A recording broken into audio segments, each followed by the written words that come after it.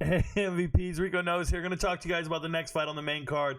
It is Malcolm Wellmaker, 9-0, undefeated, and he's fighting Kris Moutinho, 14-6. Shout out to Wellmaker. I wanted to give a big shout out. He trains over at Stiegler MMA here in Augusta, right? I live in Augusta, so we're always pulling for the local guy. Last time he was in the cage, he advocated, please let me fight on the Atlanta card. Let me fight in front of my people. Well, here you have it. They put him on the card. They called everybody up. People turned down the fight left and right, and the only guy who answered the call was Kris Moutinho, this dude right here with a nice chest piece going. So shout out to Kris Moutinho. Let me try to explain Kris Moutinho to you guys, and it's gonna be in the craziest way possible.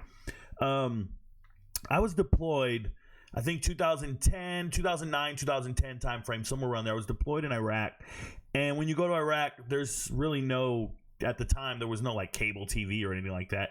You buy satellite connections, and you can get like, I don't know, 1 gig, or not even 1 gig. You get like 300 megabytes per second or something really slow. Your internet's really slow, but you can talk and do like Yahoo chat rooms and shit with your people back at home, and we could send emails back at home when you got back to your CHU and stuff, your combat housing unit. But one thing that was really popular was trading movies.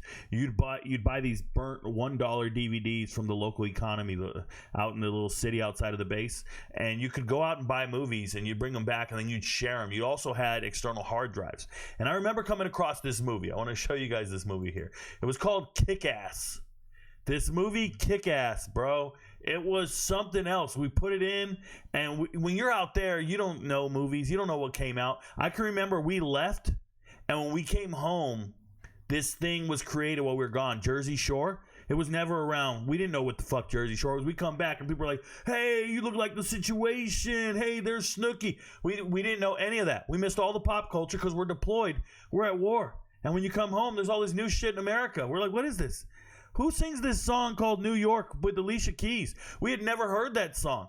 So when we come home, we're like, what is all this? Well, there was this movie. I don't know how popular it was in America, but it was popular with us. We watched the shit out of this movie while we were deployed.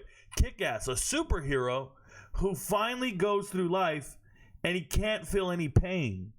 So he just gets his ass kicked. He goes out there and he stops people and they just beat him up. But because he can't feel any pain, they just keep beating him up until they're exhausted. And then he wins. And he beats them up, and that's what he does. He just takes an ass whooping over and over and over. So I bring that up because that's Kris Moutinho here. He is not an ass kicker by any means. He's just got the chin from hell, so they say. He can't be knocked out, supposedly. Now, if you watch him in his debut, it was against Sugar Sean O'Malley, and this is one of those all-time great fights where Sean O'Malley went out there and landed 230 significant strikes. He threw over 300 strikes in the fight. You just saw him just peppering him up. But I remember watching this fight. My father was with me when we were watching this fight. And we just kept saying, well, if he's so damn good, why didn't he just knock him out? Why didn't he just go out there and do his thing? He's exhausted. He's fake. He's not knocking anybody out. He's touching him up left and right. But it's just Kris Moutinho dude's just in there.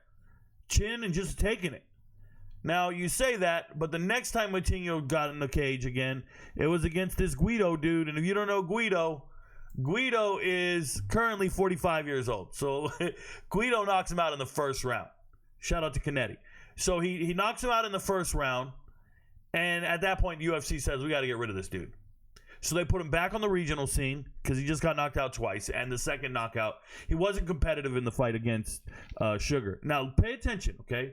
This is a guy with no athletic ability fighting the UFC. None. He literally is no threat to land any strikes. It's weird how he goes on the regional scene and he beats all these guys. I'm talking about by submission. He's knocking dudes out. These are just cab drivers. He's beating cab drivers. I don't buy it at all.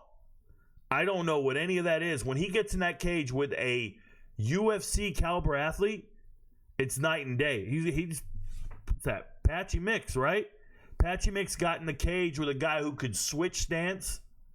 Got in a cage with a guy who moves very dynamic. And Patchy Mix just froze in the moment. He was like, wait, we don't do this on the regional scene. We don't do this in Bellator. We fight straight up like this, and I get to grapple with you and beat you. The minute a UFC fighter showed up with all that movement and shoulder rolling, and it was too dynamic for him. Okay? Kris Moutinho has zero chance of winning this fight outside of a freak knockout. Okay? When this fight was announced, I told the MVPs, hey, man, we're on Wellmaker. When it was announced, this fight was announced like last week. And all the MVPs wrote to me right away. They're like, Rico, it opened up at minus 1,500. I'm like, oh, shit, of course. They just don't want us to pick our guy. But that's fine. When the odds go crazy like this, right, when they go stupid like this, we have to dial it in and just go method. Now, I want to be very clear to some of you MVPs. When you see massive odds like this, that does not mean to put massive amount of money on it. Like that, no, that's not what that means. As a matter of fact, when you see massively drastic odds, that means stay further away from it. Just leave it alone, or go ahead and take Moutinho and hope he wins by kick-ass, but that's not happening. He's not going to get Wellmaker so tired that Wellmaker loses. That's not happening. Well, Wellmaker, he's a little worrisome because he doesn't defend himself properly. He rolls his shoulders really well, but his hands are low. He doesn't protect his jawline. He's very flashy, very showy. Now, he's athletic. He can stay out of range, and he still has those fast twitch muscles to where he's going to make you miss. But someday he's going to get too slow to make you miss. Someday. Not today. Not happening. This guy's going to do it. Now, if you didn't know, Cameron Simon got knocked out in the first round, right? Cameron Simon was knocked out. Cameron Simon is the little fighter from South Africa. Cameron Simon would be a minus 1,300 favorite against Moutinho. This fight is so ridiculous.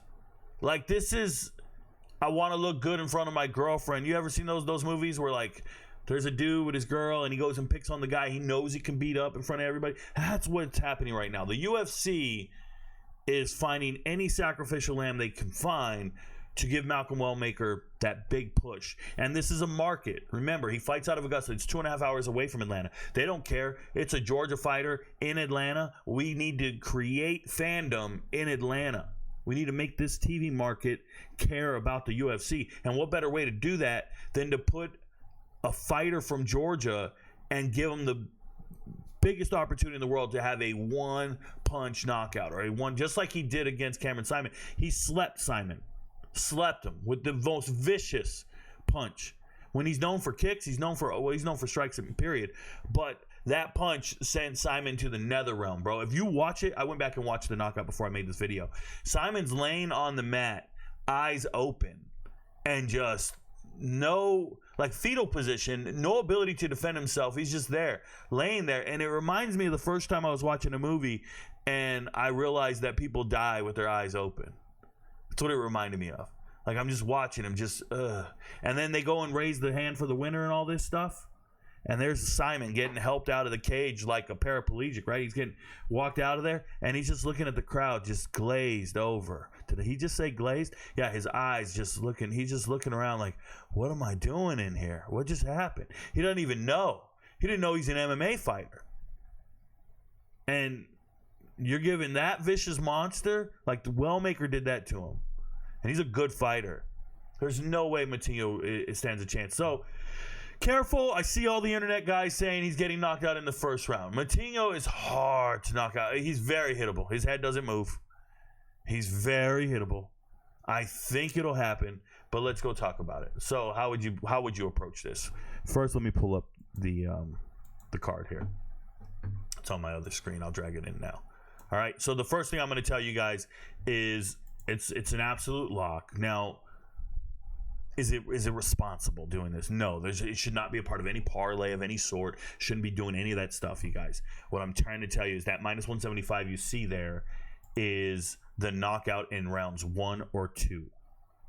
That's why it's green. As you see, this part is green. I didn't make it black. I'm making it green because to me that's a prop lock. I think it's a lock that Wellmaker gets it in the first or second round.